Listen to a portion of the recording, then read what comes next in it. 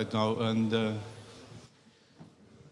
I have the privilege to open up this session, which is probably one of the most interesting pieces of this conference. After a rainy day yesterday and a generous structure of topics about geopolitics, about foreign policy, about industrial contribution to the defense of the Western world against foreign invasions in Ukraine, we have the privilege to open up a panel which is about the soul searching, about the identities, about the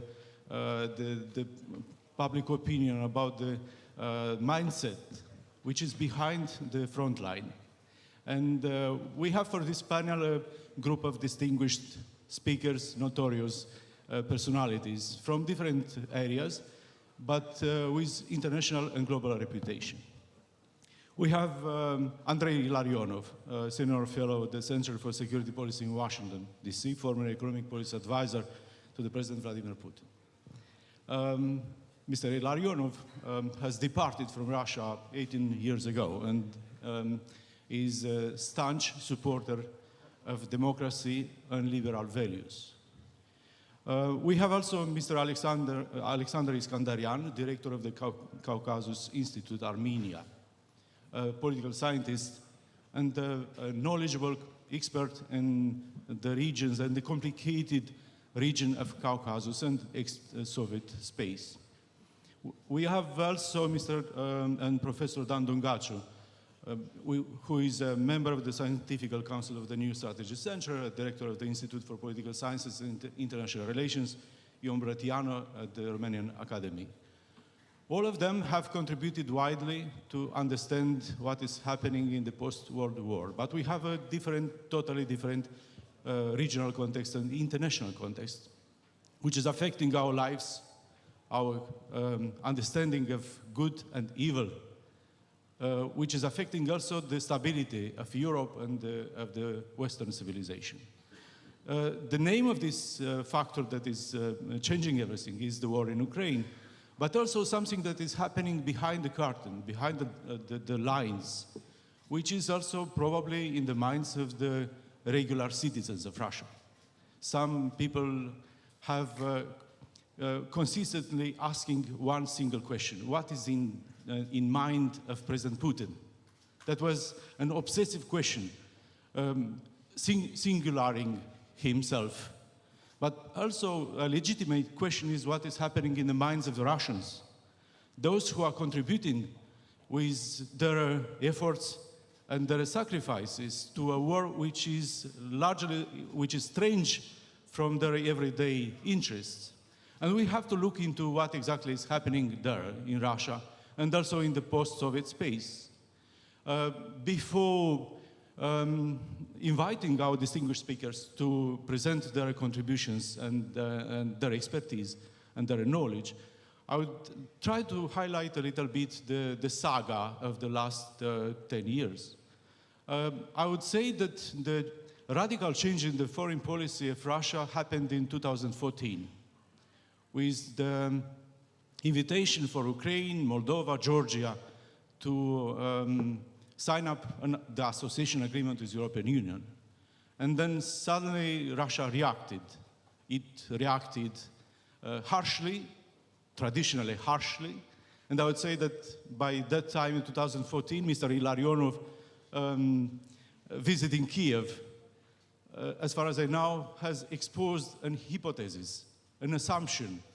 Look at what is happening in Crimea. You may lose Crimea. It was a reaction of irritation in Kiev by that time. Nobody trusted that this may happen. And then Mr. ILLARIONOV added, you may also lose some regions, Luhansk and Donetsk. And in a couple of months, that exactly happened. And the world has changed. The war started in Ukraine. Then afterwards, Russia invested massively in the concept of the Ruski Mir, which is a geopolitical concept. A geopolitical concept, a sort of responsibility to protect, but in a more radical and brutal way. everywhere there are Russian speakers, then Russia has the right to intervene and protect them. You have heard recently that Mr. Lavrov is caring about the Russian speakers in Moldova. That was formalized and verbalized repeatedly about Ukraine, about other regions, about Georgia. There are some Russian speakers which we have to protect by violent means, by war. And of course, it was the famous article of Vladimir Putin in the summer of 2021, saying that there is no any difference between Russians and Ukrainians. We are the same people, and that Ukrainian state does not have any reason to exist. And in a couple of months, the war started, with a lot of preparation, with a lot of proxies in the international community, with a lot of articulations of the internal proxy groups in Ukraine, in Moldova, in Georgia, and the war is going on. The first question is how this is changing the mindset of the Russian people in Russia and outside of its borders. What is to be expected? To what extent Russians have the will, the whim to sacrifice themselves, to prolong the continuation of this war, to spend more resources when the war will end? And of course, these kind of questions, as a warm-up to our panel, will be addressed to our speakers. And I have the privilege to invite Mr. Andrei ILLARIONOV to start with. And then, of course, we all will have the freedom to question his assessments. I hope we will be able even to roast him with some additional questions.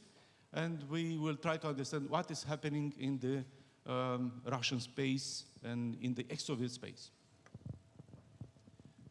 Thank you, Ambassador MUNTEANU, for such a nice and warm presentation. Good morning, ladies and gentlemen. It is a special privilege and high honor for me to be invited to this conference. Our session has a name from Homo Sovieticus to Homo Putinus, and I think it is very interesting and important title. I'll try to address this particular title because there is a very clear process of evolution, or maybe some people would say devolution, of the Russian society over the last 20 plus years, from post-Soviet society, some people would say not fully post-Soviet, to some extent still Soviet society, to the society that not very many people expected to get as a result of this transformation, which many sociologists call right now as Putinist Society and the Homo Putinus. This is a term that has been used by a number of sociologists, including such a distinguished people like from Levada Center in Moscow. I'll try to put at least 5 clear characteristics that makes Putinist society different from the Soviet society, because we kind of passed post-Soviet stage rather quickly, did not stay for long. So it's probably not extensive description of the society and the people, but probably a little bit can give a little bit of flavor what kind of society we do have. In the Soviet or Communist society, the power belonged to the party. In the Putinist society, power belongs to the siloviki. Siloviki is a Russian word which usually associated with the people from silovые организации, from power organizations. First of all, like the political police, like FSB, inherited of KGB, and all other related, like GIU or prosecutor office or some Rosgvardia or something like that. Second, the legal code of the Soviet society was based not like rule of law in liberal democratic society, but it was a rule of the party. In the Putinist society, it is a rule of thugs. since Siloviki usually do behave like thugs, at least in the Russian context. The moral or ethical code of behavior, at least proclaimed code of behavior in the Communist Society, was a code of communism builder.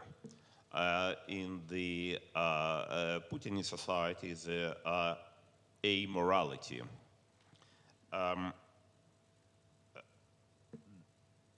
In the foreign policy, the attitude and one of the most important characteristics of the Soviet society was a relatively or pretty high level of aggressiveness. In the Putin society, it is super high level of aggressiveness. And these characteristics that I would use here, some kind of theoretical or ideological approach towards neighbors. It was a so-called imperial brotherhood. So it was just kind of imperial in intentions, but under the slogan of brotherly relations with neighboring countries. In the Putin society, it is imperial chauvinism, which underscore the key position of the titled nation. When we're talking about this transition from Homo Sovieticus to Homo Putinus, we can look into two transitions. First, maybe at two levels. One is the level of Mr. Putin himself, just to understand what does it mean, how he was moving according to those 5 characteristics, and his impact on the Russian society. Certainly, we don't have time to discuss all these issues. I would use only one particular characteristic, which is of relevance for this conference, is imperialist behavior of the leader of the Russian regime. And we can see that, especially in this war that is in the center of our attention, of attention of the world. So we can see from this point of view, Putin has developed very clear mindset concerning, first of all, Ukraine, but not only about Ukraine. This concept has acquired the title, the name, Historic Russia. This is a relatively new concept. You would not find this concept in the Russian history textbooks, at least until recently. This concept has been developed by the Russian neo-imperialists in the 90s. Their reflection of the great geopolitical catastrophe of the 20th century, according to their language, the dissolution of the Soviet Union. They did their so-called home lessons, and they came to the conclusion that the mistake has been made by communist leaders who tried to include into the former Soviet Union some nations and some societies that alien to the so-called core of the Russian Empire. So they developed this concept of historic Russia, and it is actually this concept that has been supported by very marginal people who, even in Russia, not very many people aware of. Nevertheless, Mr. Putin was quick enough to acquire this concept, and he has started to use this concept very actively, at least from year 2003, from his, now probably not many people would pay attention to this, to his so-called southern trip to south of Russia in September year 2003, when he has developed this concept of aggression against neighbors, Georgia and Ukraine. He has been invited by then President of Ukraine, Kuchma, to the island in Sea of Azov, Biruchi, at which at this meeting, Putin has made the key decision that he would use force to acquire territories in the neighboring countries. In year 2003, just days after that meeting, he launched attack on the island in the Strait of Kerch. That's the first his international aggression. In year 2008, in this city, in the Bucharest, during the NATO summit on April 4th, year 2008, Mr. Putin made a very clear speech to the gathering, explaining that Ukraine is not a real state, and at least half of the territory of Ukraine must belong to Russia. So it was a very open claims, territorial claims to another country. It was quite a big surprise that nobody among NATO leaders did respond and did react, not even properly, but there was no reaction to that statement. A few months later, as we all know, Putin attacked Georgia. In year 2014, he continued his attack in Ukraine. In year 2022, after 8 years of Russian war against Ukraine, as we know, he engaged into full-scale war against Ukraine, against Moldova, as we know. Mr. Lavrov has mentioned, and Mr. MUNTEANU referred to that openly in other claims to Transnistria, to the territory of Republic of Moldova. But we will also understand that the interests of Mr. Putin are not ended over there. According to his concept of historic Russia, western borders of historic Russia are similar to the western borders of the Russian Empire at the end of 18th century, according to the article that Mr. Putin has written in year 2012 during his so-called presidential campaign. But in year 2019, during the Victory Day parade speech on the Red Square in Moscow, he told to the soldiers, to the troops marching in front of him, that it is their purpose, their target, their aim to restore historic Russia. And in summer 2021, he expanded this concept, historic Russia, not only to the western borders of Russian Empire at the end of 18th century, but even further to the west. So that is why it is a very serious, detailed concept that he has developed with his colleague for a number of years. So that was not an accident. That is a very serious concept. And since we don't have much time, I would just move to the impact of this propaganda approach and the ideological approach from Mr. Putin to the Russian society. And we need to understand that, unfortunately, this approach has very serious impact. Certainly, we cannot say that the whole Russian society became fully Putinist society and all Russian citizens became Homo Putinus. It would be a slight exaggeration.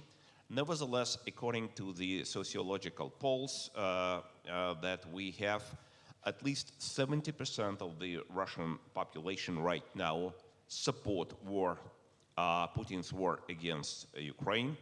And his personal, Putin's personal level of support among Russian population now reaches almost historical high, 83%. So the main question appears why it was possible that such criminal, such brutal war would be met such a high level of support in the Russian society. And there is a big debate outside of Russia, not a big debate within Russia, but there is big debate among Russian citizens, at least those who are extremely worrying about the state of the Russian society right now. There are a number of explanations, and I would just mention some of them, not providing food arguments or counter-arguments, but just providing food for discussion in our audience. The first explanation of the strength of propaganda machine, which is definitely has a very serious impact. Another strength of machine of terror. Those people who do not support Mr. Putin, who do not support war, are being criminalized and punished and arrested and put behind bars or fled the country. What are the possible contributing factors to the current state of the Russian society, which moved from semi-democratic or semi-free 20 years ago to non-free status, to harsh authoritarian regime, but by many regards is totalitarian regime right now. Some other explanations that have been put forward. Role of political police in the Russian society. In the Soviet times, political police, KGB, was an assistant to the party. So it was very powerful organization, but did not have the supreme power in the country. Now, this political police has supreme power in the society. Also, the role of heritage of totalitarianism of the previous 70 years in the Soviet Union and in Russia. Role of state in the Russian history was exceptional, and if you can, for example, compare the historical textbooks of other countries. If you'd look, for example, for many European countries, you would find how it would be the name, what would be the title of historic books. Okay, History of England, History of France, History of Italy. Here in Romania, when I ask, okay, there is a history of Romanians. In Russia, neither. It will be history of the Russian state. And I checked, there is almost even some authors are using this name, History of Russia, but they following the approach that has been developed by Nikolai Karamzin in early 19th century. This is a history of the Russian state. Okay, I would stop here. Thank you very much, Mr. Illarionov. You mentioned the fact that there is a long legacy of strong state, of the Tsarist memory, which makes the contribution to this war. And of course, in this war, nobody can remain neutral. Someone who say that we are neutral, we don't mix into it, we don't mess with that, they are cheating the public opinion. You cannot be neutral against the war atrocities or war crimes. You have to be black or white.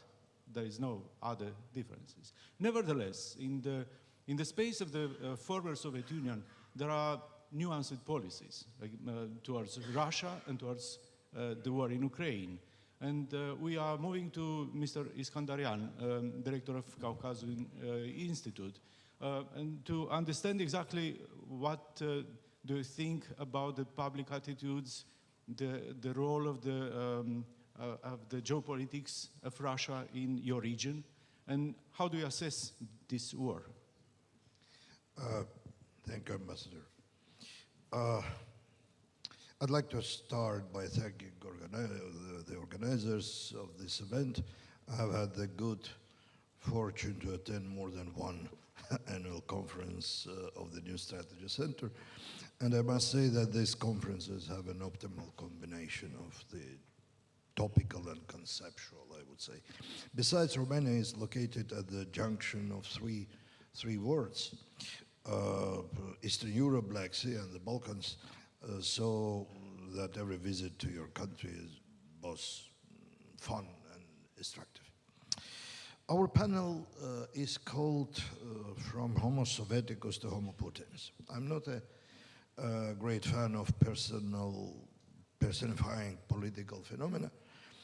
I'm not, I'm even not from post-Soviet space. I'm not a young person. I was born and lived for first about 30 years of my life in Soviet Union.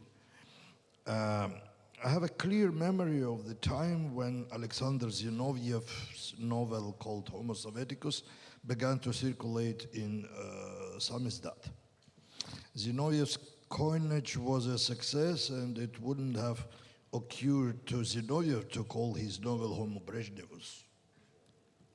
The Soviet war in Afghanistan wasn't called Brezhnev's war, not war in Chechnya called Yeltsin's war.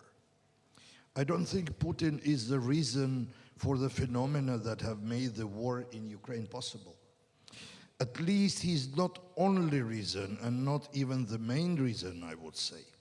Putin and his current surrounding all come from the appears at first glance to be a weird alliance between reformers and law enforcement actors.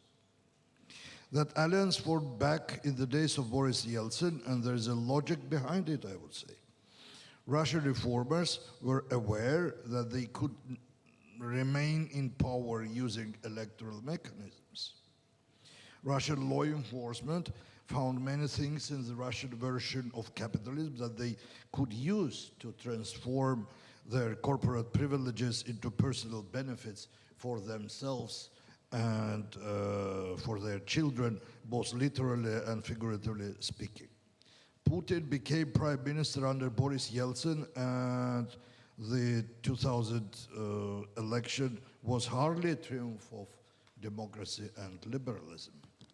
It was Anatoly Chubais, one of the engineers of Russian reforms, who began elaborating the concept of a liberal empire. The engineers of Perestroika chiefly viewed liberalism as an approach to the market rather than something to do with democracy. The ugly 1996 election, the abolition of regional elections, the Chechen war, all the things happened before Putin's time for reasons that are much more profound than the biography of one individual who grew up in Leningrad. Russian liberalism was never democratic. It was elitist and relied on state engineering. This paves the way to over-concentration of power and eventually to decisions like the one taken in February this year. Come to think of it, decision to start the war in Chechnya was also taken by the Yeltsin single-handed. The difference is that Chechnya didn't even compare to Ukraine in significance, and 1994 is not 2022. One can thus argue that Putin isn't the reason for this phenomenon, but rather the result. When viewed from the post-Soviet space, Russia looks different from different countries because each of them has its own structures and issues. And last but not least, its own geopolitical environment. However, all these perspectives have something in common. Russia is the region's former imperial center and current geopolitical guide. In domestic structures don't matter so much to the former colonies. Consolidated authoritarian regimes aren't unusual in the former USSR. And leaders who stay in power for decades are more of a rule than an exception. The harshness of regimes varied from Turkmenistan to Kazakhstan, and Russia isn't at any of extremes. If we look beyond the post-Soviet world to its neighbor states, we find the same picture from Afghanistan to China. They aren't the world's most developed democracies. For example, my country, Armenia, has 4 neighbors, 3 of them with, I would say, idiosyncratic regimes. Azerbaijan has been ruled by a dynasty since 1969. Iran has a complicated theocratic system in which religious leaders have leverage over foreign and as well as domestic politics. Turkey has recently been raising new concerns, at least among its neighbors, all its neighbors. Our countries don't border on Switzerland's and Luxembourg's. Our neighbors' regimes are our givens just like our geographic setting. Looking from Netherlands, you can deny that Taliban-ruled Afghanistan is a state. When one lives in Tajikistan, one has to reckon with Afghanistan represents. Similarly to post-Soviet countries, Russia's domestic structure is either a topic for moralizing that has nothing to do with concern about Russian liberalism or democratic futures, or a topic for academic research, including for people like me. Russia's size and resources, meanwhile, cannot be ignored. However, the varied geopolitical setting of parts of the former empire matters a lot whether your country border on China or Poland. Attitudes to Russia vary accordingly. For example, there is a contrast between countries that border on Russia and ones that don't. The ones that do are exposed to greater risks, regardless of the regime. I would say that the former USSR, the countries that have traveled the farthest from Russian influence are Turkmenistan and Uzbekistan. For both geopolitical and demographic reasons, with their high birth rates, they have a young population that no longer remember USSR. As to domestic politics, moving away from the USSR doesn't have to bet towards modernization. It can be towards archaic practices. With China and Afghanistan as one's neighbors, one has perceived threat that can only be balanced by Russia, and Russia's regime makes no difference. In the South Caucasus, we witness cautious complementary policies with countries trying to maintain equilibrium among various regional and global powers. The South Caucasus is a triangle of relatively small countries, Armenia, Georgia, and Azerbaijan, surrounded by three larger regional powers, Russia, Turkey, and Iran. All three regional powers are formal empires that at some point in time ruled over the South Caucasus or part of it. This fact leads to atavistic attitudes and sentiments, but our countries don't have the luxury to reflect on the rather peculiar political regimes of our formal imperial powers. The western part of the former USSR is the zone of direct rivalry between the West and Russia. Yes, the war in Ukraine is, of course, a radical form of rivalry. But if we look at Belarus, the Baltic states, and Moldova, we can see that they, too, are situated in the tectonic boundaries between the West and Russia. And that this fact defines most of their foreign policy agenda and, to some extent, also domestic one.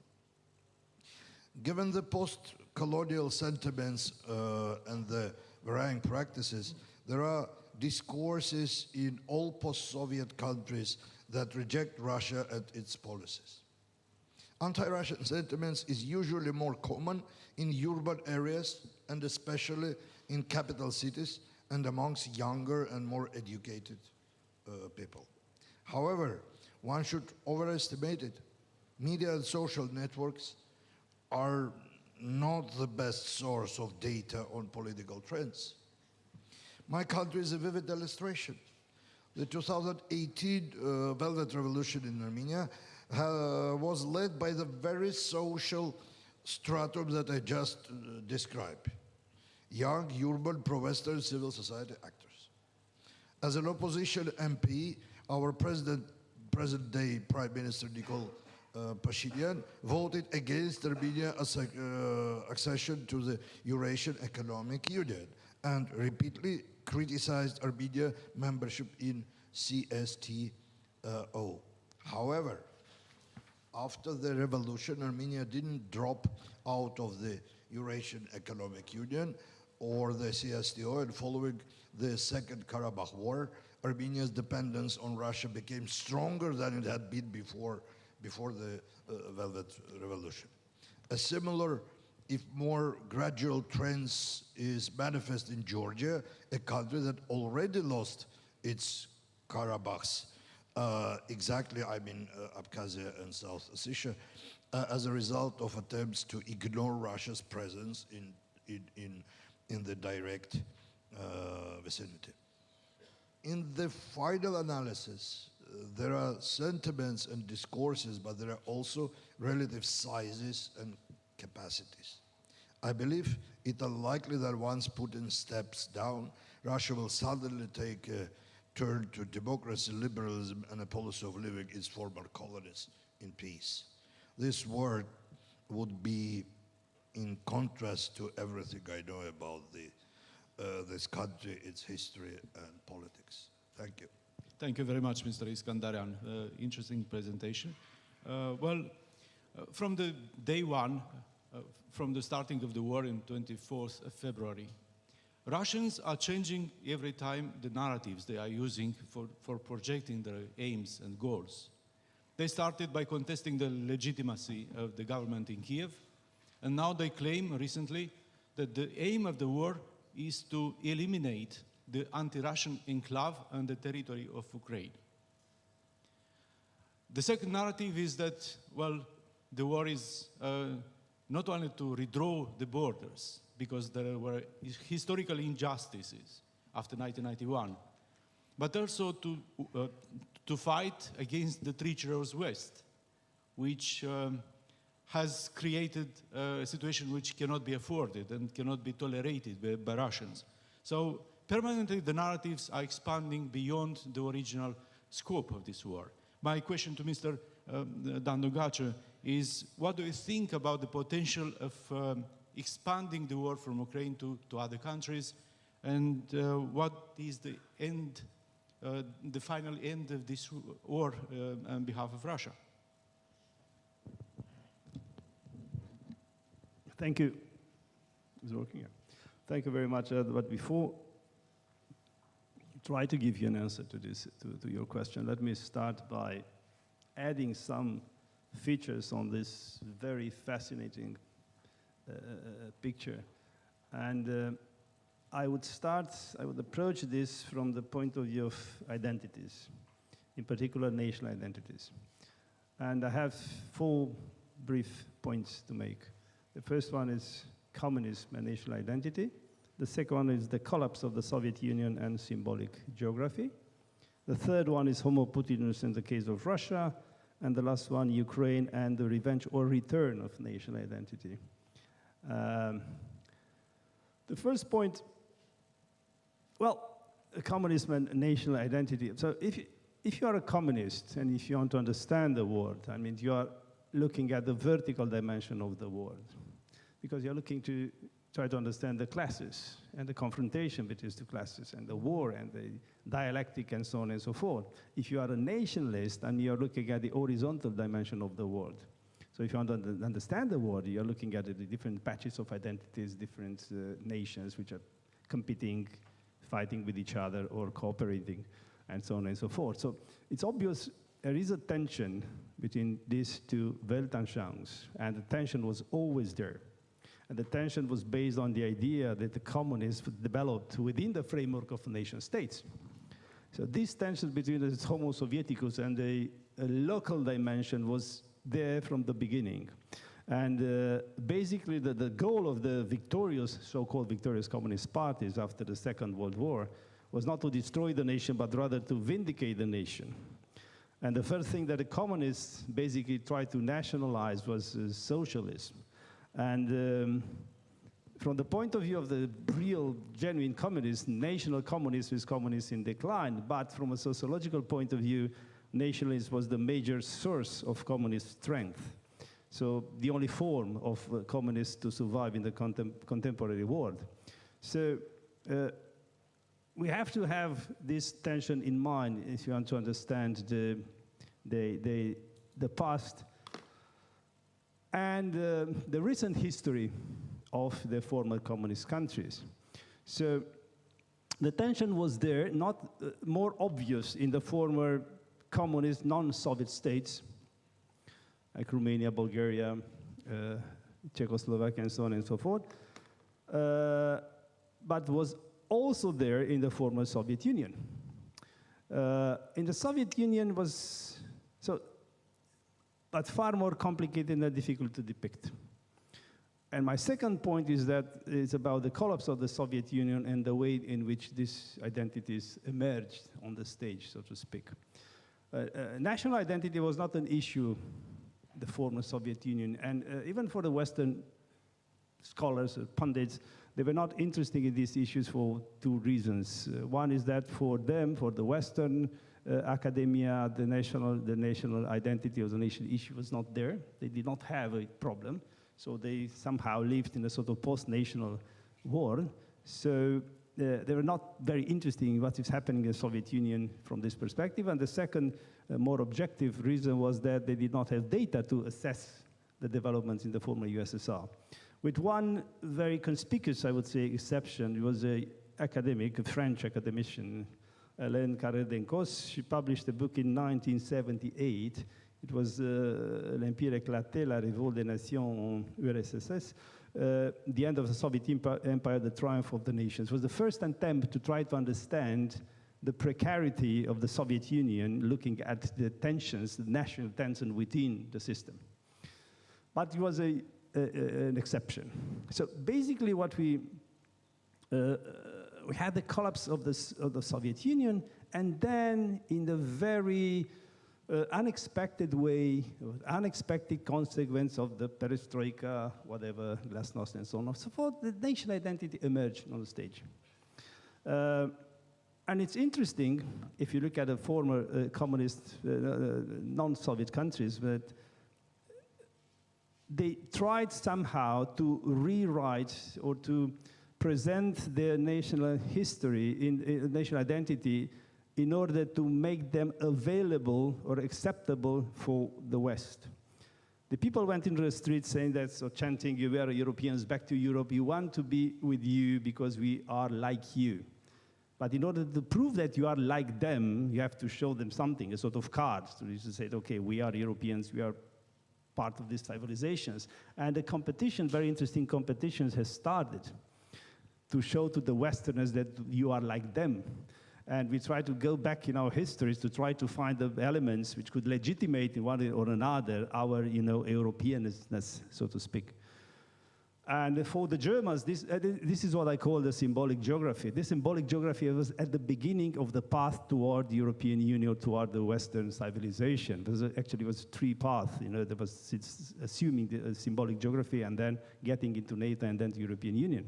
So this symbolic geography was a very interesting moment in the post-Soviet, the early years after the post-Soviet, the Soviet collapse. And it's interesting if you look at the most advantaged nations or countries have been the Poland, Czechoslovakia, and Hungary, because they somehow reshape their Middle or Europa, Central European identity. And they said, okay, we are like you because we are Middle Europeans. We belong to the Central Europe, the Third Europe. We are Catholics, Protestants. So you have to accept us because we are part of your civilization. We are forgotten civilization, Western civilization. And they have a very important advantage from the beginning in this perspective. And about the Germans, the Germans from the Democratic Republic of Germany, and for them it was very easy. We are like you because we are Germans. Then they assume the national identity, which has been already credited as being part of the West. And actually the reunification of Germany was the first NATO or EU enlargement in this respect. So they get directly into European Union, assuming a Western sort of symbolic geography. And it's interesting, I'm not going to get too much into details, but it's interesting to look at now the former Soviet Union, when the champions of this moment were the Baltic countries. And if you look at what the Baltic states have done, it was fascinating. I mean, they go back to their previous statehood with not very long period of time, but they get to their previous constitutions, and somehow, suddenly, they assume that their constitutions are still valid, and the Soviet occupation was a sort of historical accident. for 70 years, it became a historical accident, but the real history of the Baltic country was written in their previous constitution, 1928, 1922, and so on and so forth. So we jumped to that period, assuming that their national identity was always European, was there, but an accident of history somehow, derailed the real path of the Baltic countries. So,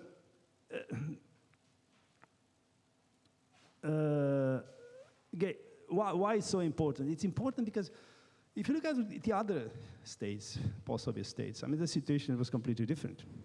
If you look at Ukraine and Republic of Moldova, for example, I'm not talking about Georgia or Armenia because of the geographical proximity, but the Ukraine and Republic of Moldova, they have proximity with the Western world. They choose differently, so to speak. And the main reason was that they cannot get an accurate symbolic geography assumed by the people and enough, so strong enough to convince the West and their own people that they belong to the Western civilization at that time. A famous Romanian diplomat, Nicolae Titulescu, used to say that, give me a good domestic policy and I'll give you a good foreign policy. But in early 90s was vice versa. Give me a good foreign policy and I give you a good domestic policy. So they have to choose.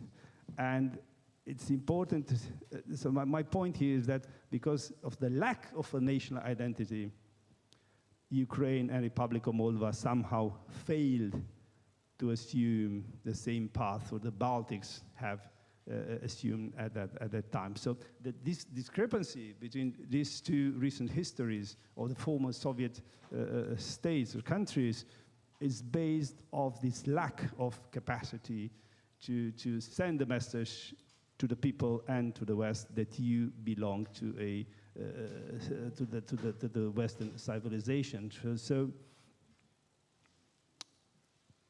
if you don't know who you are, you cannot have a foreign policy. If you don't know who you are, you cannot have a coherent foreign policy. And that's the difference between, I don't know, Ukraine or Republic of Moldova and President Kuchma, for example. He won the elections, the first mandate with pro-Eastern agenda, pro-Russian agenda, and the second mandate with the pro-Western agenda was the same for Vladimir Voronin, Republic of Moldova, first mandate with the pro-Russian agenda, the second mandate won with a pro-European agenda. So basically, they did not have a coherent path, and they did not have a coherent policy because the identity was vague and ambiguous.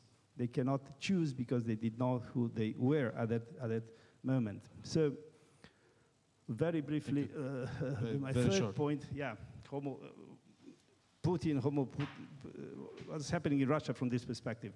So just to add a new dimension to the picture which has already presented to you, I think that I'm not going to go in the, I think that in order to understand what's happened with Russia, well, there are many explanations, as have been said before, but from a sociological point of view, I think that the most important explanation is that we have to look at the first 10 years and the attitude of the Russian people towards their first 10 years. We have completely different readings of this period. From the Western point of view, the first 10 years meant, democratization, liberalization, and so on. From the Russian population, this 10 years meant a failure in many respects. So basically, if we look from completely different perspective to this, and as long, I would say, as long, and the Putin was the answer to these 10 years. And this answer, this social contract of Putin or Putin system, I don't think that Putin is the Russian state. It's a little bit more complicated. But I think that the answer of the system was to give the Russians not necessarily a new sense of identity, but a new sense of revenge, a new sense of being significant and important in this war, a new sense of being in the picture, in the big picture. The big picture is, Stalin, Roosevelt, and Churchill being there in the top. And this was based on a new form of Russian nationalism. which has been, of course, inducted by the state, rewrite by the state, history has been rewritten and so on and so forth. But the idea was that now the Russians, they have a new sense of identity, of belonging. I'm not saying this is good or bad. And it's somehow built in opposition with the first 10 years. The first 10 years was the failure. The westernization, liberalization, and privatization was the failure of the Russian state. This is the perception. So as long as we have vivid memories of the first 10 years, I think that almost impossible to delegitimize the regime. And if you look at the protest, the people went into the streets. I mean, the young people, very young people, the pro-Navalny groups, whatever, they are young people who do not have vivid memories of the first 10 years. And this is the reason there is a gap in the Russian society. The people have a different perspectives than their children. It's a gap which we did not have in 1989, for example. Because their parents claim or say or think that a revolution would be a disaster because it was a revolution in 1989, 1990, the collapse of the Soviet Union, and the results were disastrous. And their kids, have a better life in a more stable Russia, more respected Russia, and so on and so forth. So this legitimation, very subtle way of legitimation, the Putin's regime is there. And as long as a generation, so this generation is in place, or this generation is in place, I think that would be complicated to talk about regime change from below. And you can add this, I mean, just give you one figure, 1 minute. It was according to the data provided by Levada Center, after the collapse of the Soviet Union, 22% of Russians considered America an enemy. 22. Before the invasion, the percent was 68. So basically, you have now a far more anti-Western society, and it's far more complicated to deal with this society than it was even after the collapse of the Soviet Union. And the last point, it's about Ukraine. I'm not going to go into this. Of course, it's an identity issue, not only because Vladimir Putin is personally obsessed with Ukraine and Ukrainian identity, as has been mentioned here, but I think that this revenge return of national identity with very complicated implications for the region and for the world. I would say even for the Western Balkans, this resurrection of national identity could be something very, very significant. But it's through an irony of history that Vladimir Putin, the one who said that the collapse of the USSR is the greatest geopolitical catastrophe of the 20th century, should be the one who in Ukraine somehow eliminates the last vestiges of identity of the Soviet Union. So it's too early to say because the war in Ukraine is not over, but regardless of the outcome, I would say that in the long run, at least, Ukrainian identity will emerge victorious and the Homo Sovieticus will lose again. And Homo Putinus is the eraser of Homo Sovieticus in Ukraine. And this is a new, another irony of history. And thank you very much. And thank you for... Thank you, Mr. Dongaciu, for explanation and clarifications. We are going to collect some questions to the respected speakers. But before, just to enter into a new round of clarifications. What do you think? Is there anybody or anything in Russia that can block the killing machinery?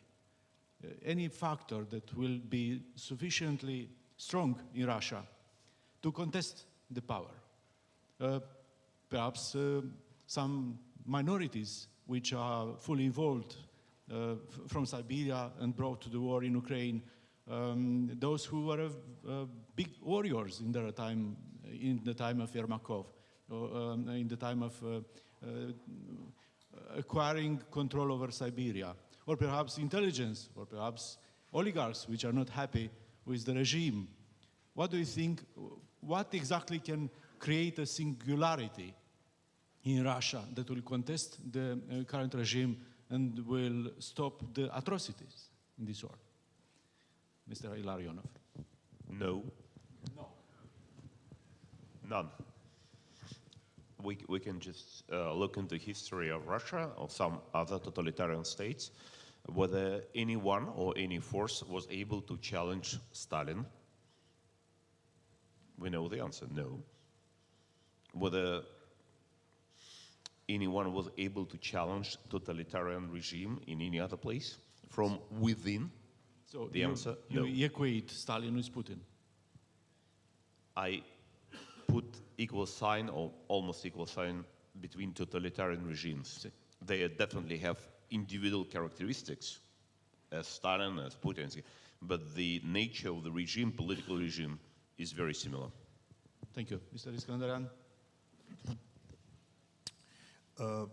Generally, I would agree with Dr. Illarionov, but if you push on me to say something, I would say economy. Because maybe, I'm not a psychologist, are Putin and Stalin the same or not? It's not my sphere of interest. But the economy in Soviet totalitarian regime in 30s and economy of Russia today are different. Russia is not so isolated from the world as it was that time. Russia economy is corrupt, blah, blah, blah, etc., but business economy, not communist type of economy. So economic problems and societal situation can change. Economists should say, is it a real possibility or not? But this is not sure about months. It's about at least years. Thank you. Mr. Dumacio? No. And I think that one of the most important things in order to understand this is that the moral superiority of the West is not there anymore.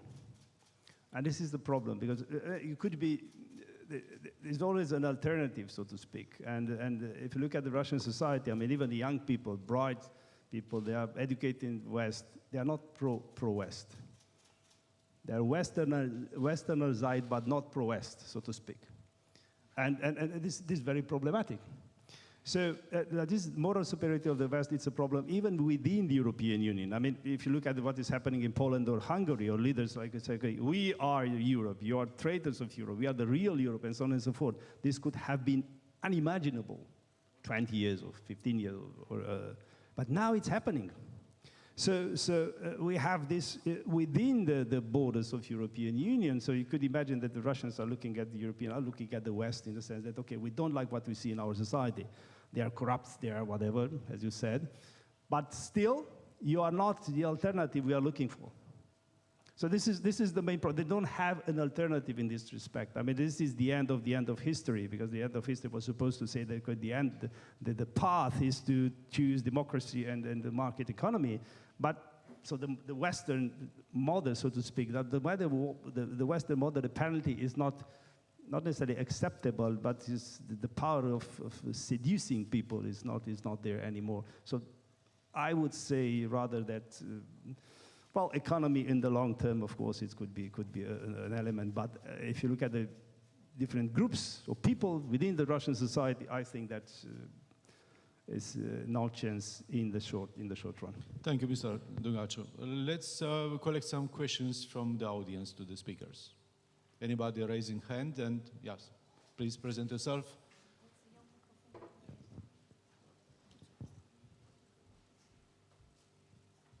My name is Jakub Godzimirski. I am research professor at the Norwegian Institute of International Affairs, and I have a question to Mr. Illarionov. You are most probably the person in this room that has had the most direct contact with Vladimir Putin.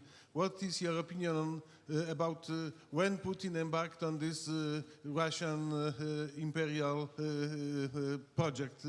You were his economic advisor until 2005.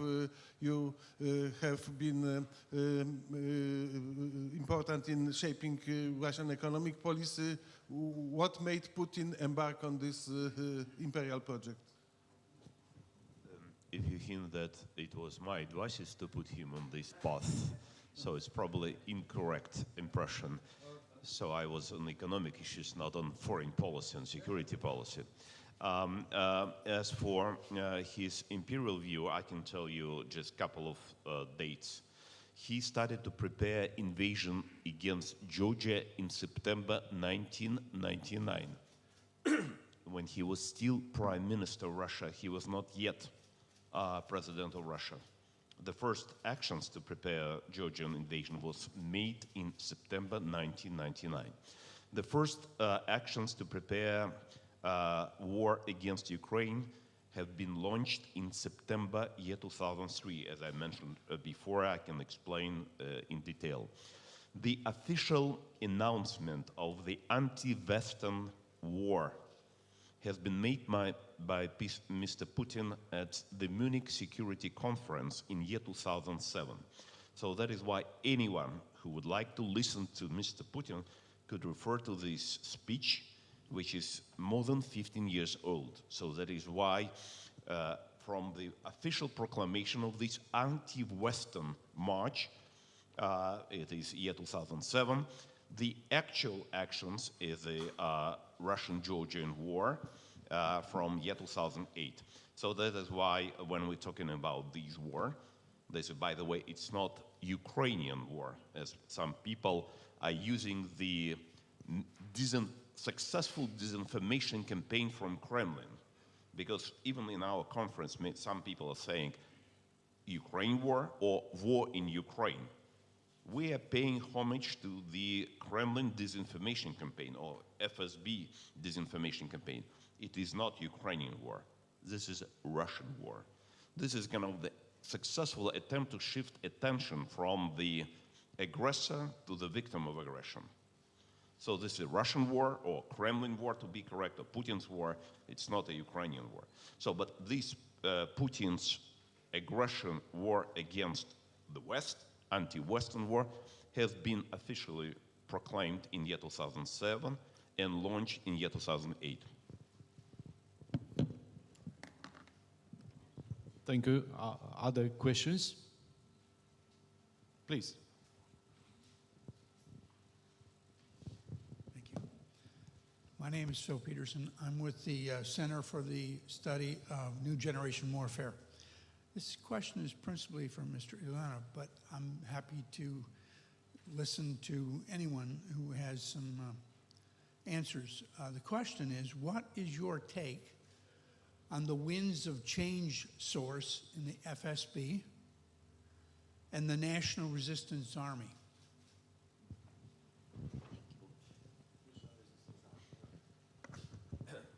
We still don't have much information about that. We had these official announcements that have been made by Mr. Ponomarev, but so far we don't have enough information.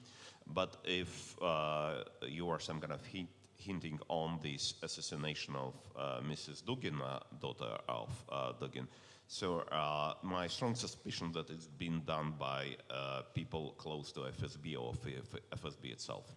So at least the official version that they have provided does not hold water. Other questions? No questions. Yeah, please, go ahead.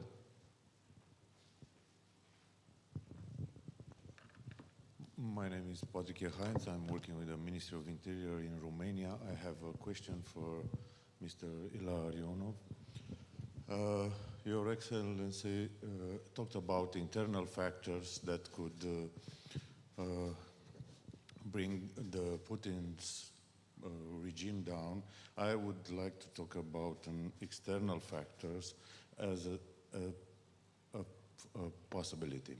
For example, if the Ukrainian army would manage to reject the Russian forces outside of Ukraine, could that be a change of, lead to a change of heart in Russian elite against Putin's regime? Thank you. Let me start from your some kind of presumption. I should be absolutely honest with you and with the audience.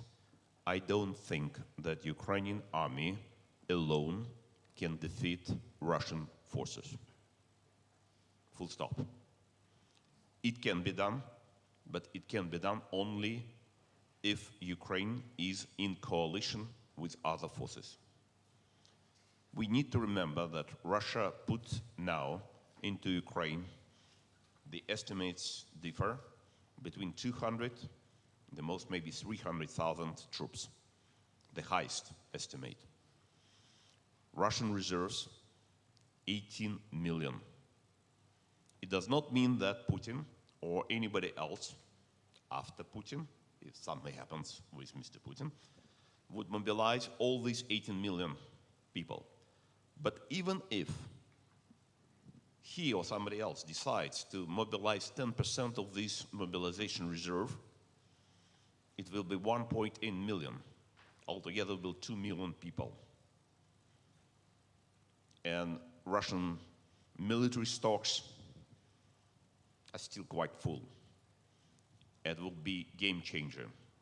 It will, even today, as we know, it is very hard for Ukrainian forces to keep the line, and the line is moving very slowly, very peaceful, but still moving towards center of Ukraine.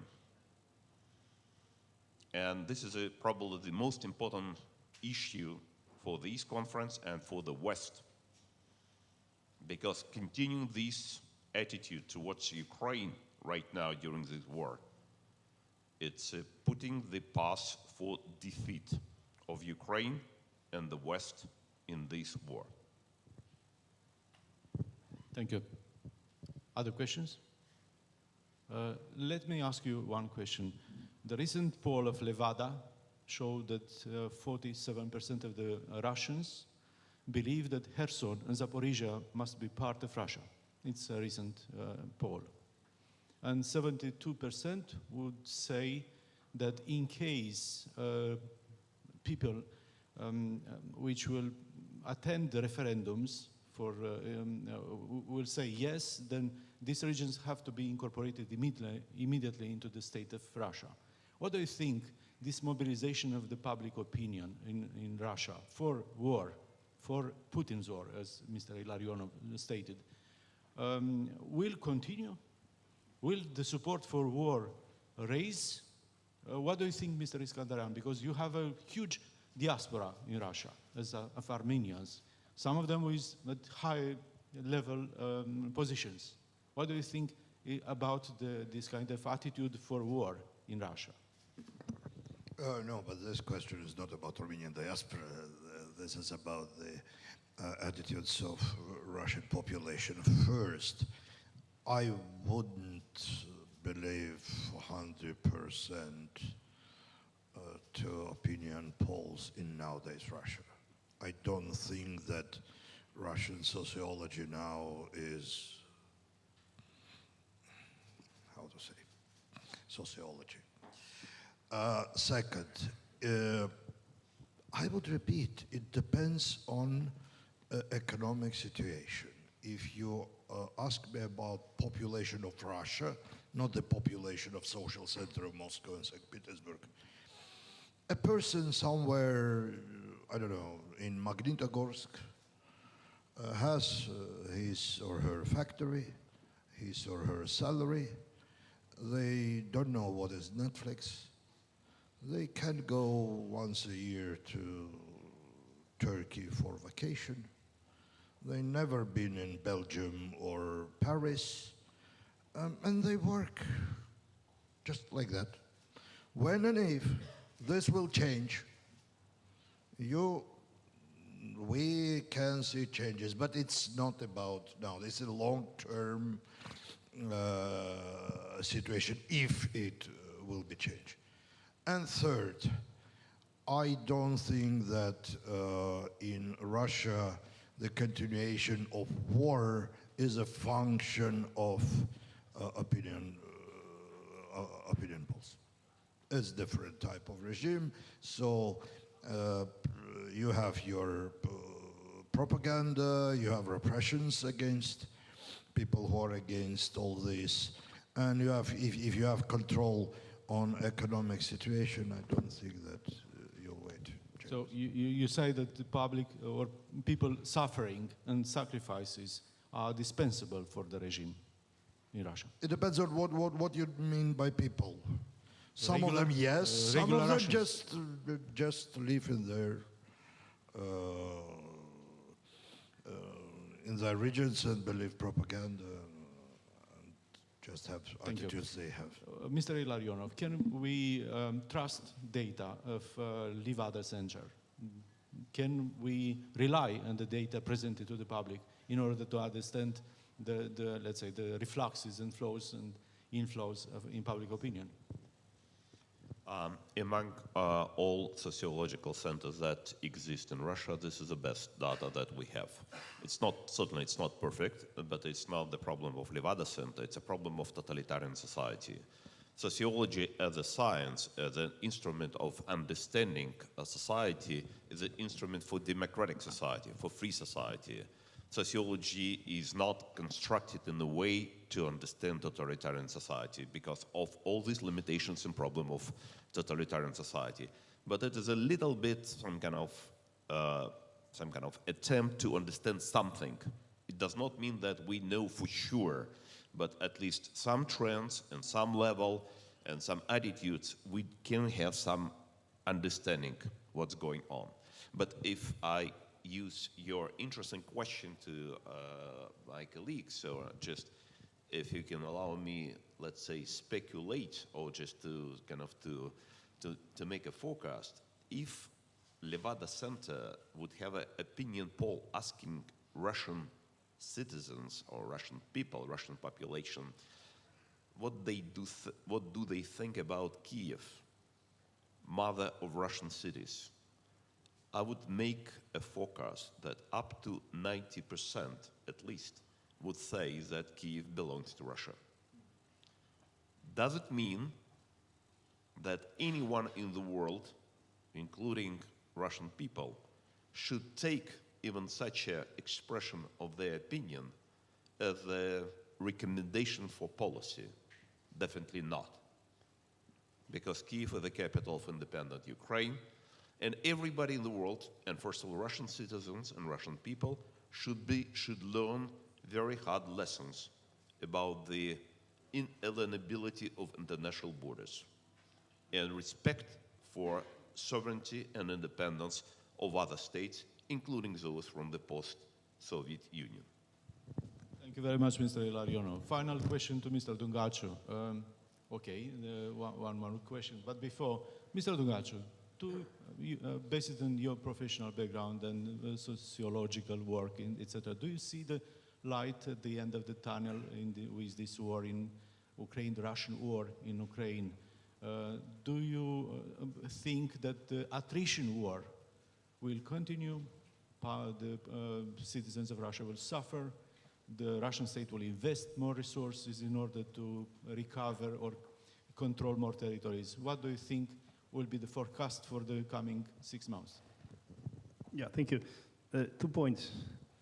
The first point is about the propaganda and information warfare and so on and so forth. And, well, of course, there is the Russian propaganda. But I don't think that the Russians will win this war. But I think there is a risk that we can lose this war. In other words, the way in which we communicate, I think sometimes it looks risky to me. Sometimes, apparently, we are too optimistic and sending the message to the people that this war will be, and the collapse of the Russian army, it's imminent, and the people should be optimistic, and the people should. We are sending too optimistic messages. as far as this war is concerned. And this could be very risky because it will be difficult for a democratic society to deal with the reactions or opinions of the people. Being democratic society, there should be the discrepancy between what the elites think and what the people think is something which could be politically even harmful. So the problem with the information warfare is that we have to, I think, communicate a little bit more accurate. And the second point about the resilience, well, definitely will be complicated for the Russian people, but the problem is that will be complicated for the European people too. So for the West, it won't be very easy to deal with this attrition war. And the main problem is who will blink first. Because the Russian public opinion, and even here in the Eastern Europe, we can deal with, complicated economical times. We have a sort of resilience in this respect.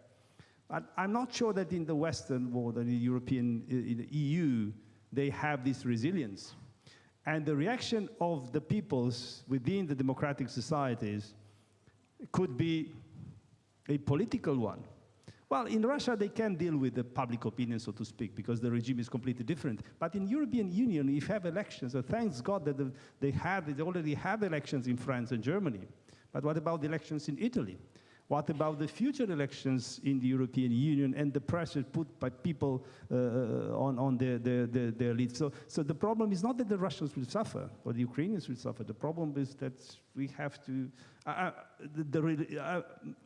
I'm more concerned about the resilience of the European societies than the resilience of Russian society as far as the attrition war is Thank you very much. At stake, yeah.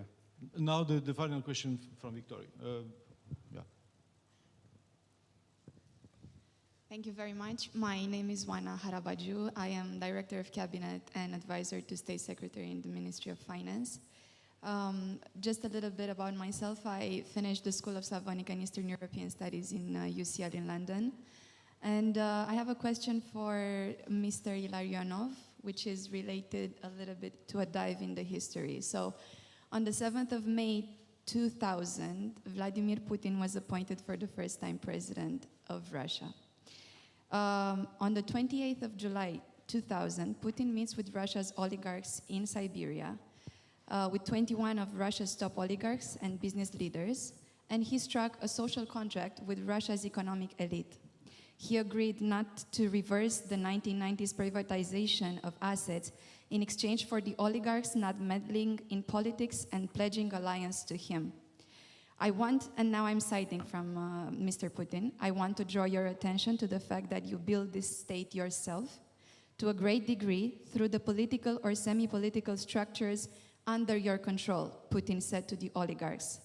So there is no point in blaming the reflection in the mirror. So let us get down to the point and be open and do what is necessary to do to make our relationship in this field civilized and transparent. Not invited to this meeting were media moguls Vladimir Guzinski and Boris Berezovsky, both of whom were under investigation and would later flee Russia into exile. So Mr. Illarionov, I had the distinct pleasure of meeting with Bill Browder, the author of the Sergei Magnitsky Act in London, and he claimed that this meeting on the 28th of July 2000 was the meeting where Putin set the terms and conditions with the oligarchs. He transmitted them confidence, but at the same time he set the clear terms with them. If you would go back to the year 2000 and you would advise Vladimir Putin on this certain meeting, what would you say to him? First of all, I would say that if I remember correctly, on May 7th, year 2000, it was not appointment, it was inauguration of Mr. Putin. It was election a little bit earlier, but it was inauguration. As for this particular meeting, probably I was not there because probably I was not an oligarch and still not. So Mr. Browder knows better about that. So just I never been. I heard a lot about this particular meeting, But I think that it was a quite exaggeration in many comments about this particular meeting, exaggeration of the impact of this meeting and what has been said on this meeting on the policies and the actions of Mr. Putin afterwards. As for myself, I did not advise Mr. Putin on his attitudes towards particular oligarchs. I advised him on economic policies, which usually is kind of relate to the rule of law, low taxes, low regulation, creation of stabilization fund, and creation of all necessary conditions for sustainable and high economic growth, so which partially succeeded in that business. Thank you very much, Mr. Illarionov, for your last words. Allow me to conclude just with 4 points from the conversation and discussion we had. First of all, I would say that it was a consensus in our panel that there is no game changers to be expected in Russia, which means that the game changers must emerge outside of Russia, which is tough, but will come up. The second is that historic revisionism promoted by Russia is a real challenge to the model of liberal democracy and the way of life we are cherishing too much and very much, which means that this is a challenge to all of us, the Russian war in Ukraine. The second is that the moral superiority must be reinforced, and the moral superiority of the Western model of development has to be very well, promoted, supported, and understood, because only with a moral superiority we can compete against authoritarian Russia. And finally, we have to pay attention to the Facebook disinformation campaign and the fact that some people still use the term Ukrainian war is part of this campaign. It's part of the narratives that are competing, and they are making their work against the West. So we have to pay attention to the disinformation campaign and to the Russian narratives. Allow me to thank very much to the speakers of this panel and congratulate them for the excellent work in this panel and applaud them. Thank you very much.